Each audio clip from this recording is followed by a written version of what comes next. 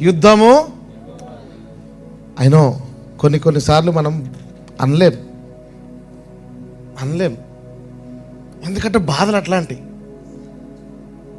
తట్టుకోలేం. నిద్ర లేచిన కాంచి మళ్ళీ పడుకునేదాకా అదే బాధ.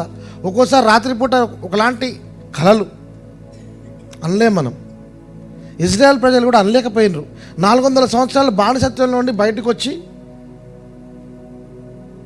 దేవుడు వాళ్ళని నడిపిస్తుంటే కూడా ఏదో ఒక సమయంలో వాళ్ళకి నీరు దొరకపోతే వాళ్ళు ఏమని చెప్పాలా, మాకు అక్కడ సమాధులు లేవా, ఈడు దాకా తీసుకొచ్చినాం అంటే బానిసత్వం అలవాటు అయిపోయింది. పలకలేకపోతున్నారు వాళ్ళు. నా దేవుడు పోషిస్తాడు, నా దేవుడు నడిపి పలకలేకపోతున్నారు.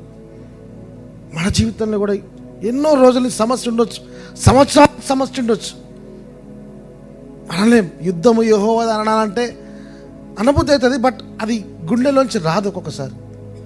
డోంట్ వరీ, మీరు అన్నా అనకపోయినా ఈరోజు ఆ సమయంలో కూర్చున్నారు కాబట్టి, ఈరోజు అనాయింటింగ్ కింద వచ్చినారు కాబట్టి మీరే ఆశ్చర్యపోయేలాగా దేవుడు ఆ యుద్ధాన్ని చేయబోతున్నారు మీ తరపున.